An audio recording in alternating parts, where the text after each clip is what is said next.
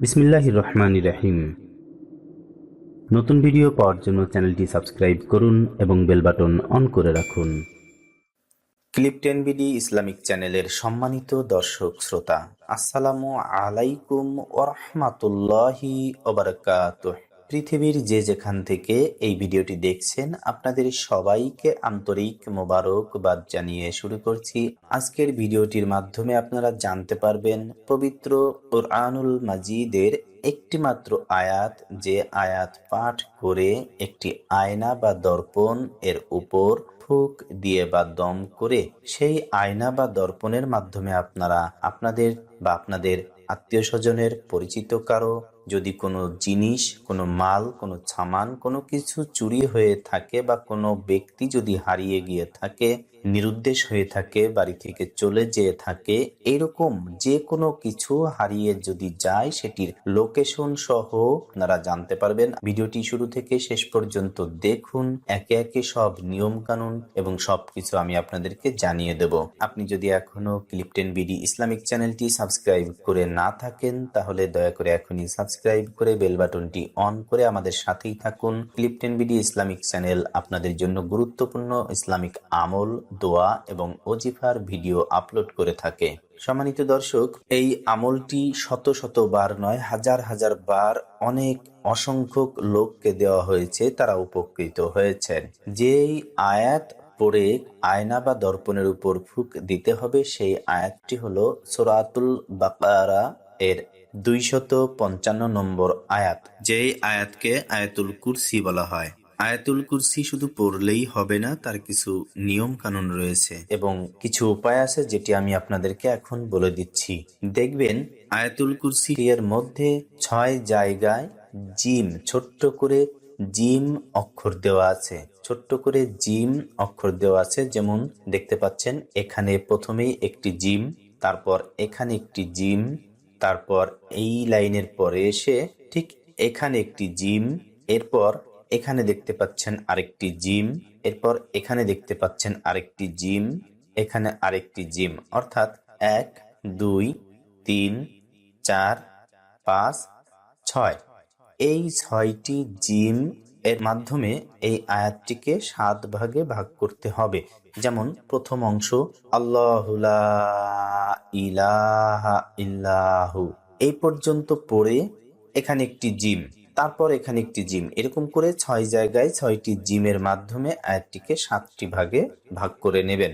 এবার জেনে নিন যে এই 7 ভাগে ভাগ করার পর কি করতে হবে। এটি তো বুঝলেন আপনারা যে 6টি জিমের দ্বারা এটিকে 7 ভাগে ভাগ করা হয়েছে, 7টি খণ্ড করা হয়েছে। এবার কি করতে হবে? যেটি প্রথম করতে হবে, সর্বপ্রথম আপনি একটি আয়না বা একটি দর্পণ কিনবেন আপনার সুবিধা মতো। সেটি ভালো হয় 6 ইঞ্চি বা 8 ইঞ্চি, এই সাইজের আয়নাগুলো হলে ভালো হয়। এই আয়নাগুলো আপনি যে কোনো কসমেটিক্সের দোকানে গিয়ে কিনতে পারবেন। যে কোনো কসমেটিক্সের দোকানে গেলে আপনি পাবেন এরকম সাইজের, অর্থাৎ 6 ইঞ্চি বা 8 ইঞ্চি এই সাইজের একটি আয়না বা দর্পণ, যেটি বলেন না কেন, আপনি এটি দিয়ে কিনবেন। অর্থাৎ যেই আয়না দিয়ে মানুষ মুখ দেখে, এরকম একটি আয়না আপনি কিনবেন। নতুন আয়না কিনে সে আয়নাটিকে প্যাকেট করা অবস্থায় রেখে দেবেন। এবার অজু করে পবিত্র হয়ে প্রথমে 7 বার আস্তাগফিরুল্লাহ পড়বেন, তারপর 7 বার দুরুদ ইব্রাহিম পড়বেন। অর্থাৎ নামাজের মধ্যে যে দুরুদ শরীফ পড়া হয়, দুরুদ ইব্রাহিম 7 বার পড়বেন। তারপর আমি যেভাবে পড়ছি ঠিক এভাবে 7 জায়গায় থেমে পড়বেন এবং 7টি ফুঁক দিবেন ওই আয়না বা দর্পণের উপর। অবশ্যই বিসমিল্লাহ সহ পড়বেন। আল্লাহু লা ইলাহা ইল্লাহু, এ পর্যন্ত পড়ে আয়নার উপরে একটি ফুঁক দিবেন বা দম করবেন। তারপর আল হাইয়ুল কাইয়ুম পড়ে আবার আয়না বা দর্পণের উপর আরেকটি ফুঁক দেবেন।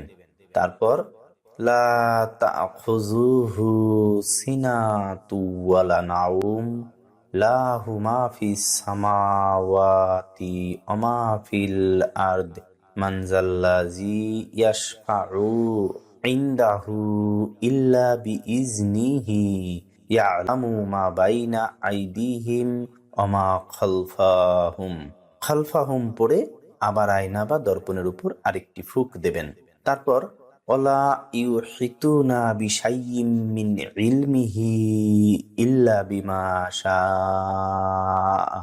এই পর্যন্ত পড়ে আবার এখানে এসে আরেকবার ফুঁক দিবেন আয়না বা দর্পণের উপর। তারপর আবার অসিয়া কুরসিয়্যুহুস সামাওয়াতি ওয়াল আরদ, এখানে আবার আরেকটি আয়নার উপরে ফুঁক দেবেন। ওয়ালা ইয়াউদুহু হিফযুহুমা, এখানে আবার আরেকবার আয়না বা দর্পণের উপর ফুঁক দেবেন। ওয়াহুয়াল আলিয়্যুল আযীম, এবার আরেকবার আয়না বা দর্পণের উপর ফুঁক দেবেন। এভাবে 7টি ফুঁক দেবেন, অর্থাৎ একবার আয়াতুল কুরসি পড়বেন, এর মধ্যে আয়নার উপরে 7 বার ফুঁক দেবেন বা দম করবেন। যেমন প্রথমেই বলেছি যে প্রথমে যখন শুরু করবেন, প্রথম জিম যখন, এখানে ছোট্ট একটি জিম দেওয়া আছে, এটি বিরাম চিহ্ন বলতে পারেন বাংলায়। তো এই জিম যেখানে যেখানে আছে ঠিক সেখানে আপনি আয়না বা দর্পণের উপর একবার ফুঁক দেবেন। আর সর্বশেষে ওয়াহুয়াল আলিয়্যুল আযীম পড়ে আবার আয়না বা দর্পণের উপর ফুঁক দেবেন। তাহলে এই 7টি ফুঁক আপনার হয়ে গেল। এবার 7 বার দুরূদ ইব্রাহিম পড়বেন এবং 7 বার আস্তাগফিরুল্লাহ পড়বেন। প্রিয় দর্শক, এভাবে পড়লেই শুধু হবে না, এবার আরো কিছু শর্ত আছে। সেই শর্তগুলো হলো, এই আয়না বা দর্পণ আপনি আমি কেউ দেখতে পারবো না। তবে হ্যাঁ, দেখতে পারবে কে? কোন ব্যক্তি দেখতে পারবে? যে ব্যক্তি তুলা রাশি। তুলা রাশি এমন একজন ব্যক্তিকে দিয়ে এই আয়নাটি দেখাতে হবে।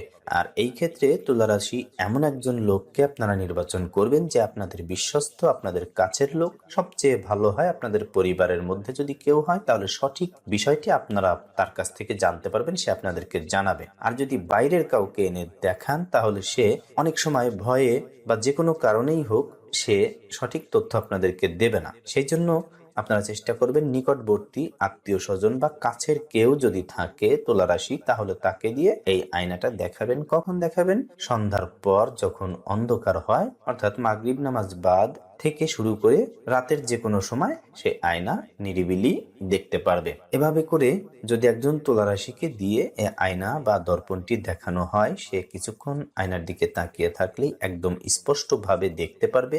যদি কোনো মানুষ, কোনো লোক হারিয়ে গিয়ে থাকে, তাহলে তার লোকেশন কোথায়, কি অবস্থায় আছে, সে আদৌ জীবিত আছে না মারা গেছে, সবকিছু দেখতে পারবে। এবং কোনো জিনিস, কোনো মাল, কোনো অর্থ, কোনো গহনা ইত্যাদি যে কোনো কিছু যদি হারিয়ে যায়, সেটির অবস্থা কি, কোথায় আছে, কে বা কাহারা চুরি করেছে বা এটিকে গোপন করেছে, একদম স্পষ্ট দেখতে পারবে সেই তুলারাশি ব্যক্তি।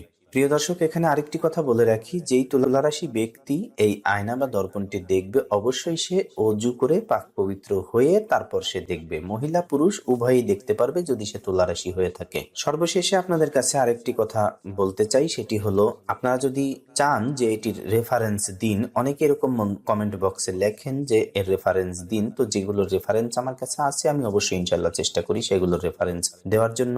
আর এইটির যদি রেফারেন্স চান, তাহলে আমি আপনাদেরকে সঠিক কোনো রেফারেন্স দিতে পারবো না, অর্থাৎ কোনো হাদিস থেকে আমি এটি পাইনি বা কোনো কিতাব থেকে পাইনি। এটি আমার একজন ওস্তাদ, যিনি প্রবীণ বৃদ্ধ আলেম ছিলেন, তিনি এখন আর দুনিয়াতে নেই, তিনি বিদায় হয়ে গেছেন। তিনি হাজার হাজার মানুষকে এভাবে দিতেন এবং ইনশাআল্লাহ কাজ হয়। এটি আমি আপনাদেরকে রেফারেন্স দিতে পারছি, তার অতিরিক্ত কোনো রেফারেন্স দিতে পারবো না। তবে সর্বশেষ যে বিষয়টি আমি আপনাদেরকে বলবো, সেটি হলো, বিশ্বাসে মেলে বস্তু, তর্কে বহুদূর। আল্লাহর প্রতি, আল্লাহর কোরআনের প্রতি যদি আপনার বিশ্বাস থাকে, তাহলে ইনশাআল্লাহ কাজ হবে 100% কাজ হবে। এটি বহুবার পরীক্ষিত এবং আমি নিজেও এটি দিয়েছি, তাদের কাজ হয়েছে, তারা ইনশাআল্লাহ সাকসেসফুল হয়েছে। তাদের যে হারিয়ে যাওয়া মাল বা হারিয়ে যাওয়া লোক, তাদের লোকেশন খুঁজে পেয়েছে এবং সেইগুলো তারা উদ্ধার করতে পেরেছে। প্রিয় দর্শক, এই ছিল আজকের ভিডিও।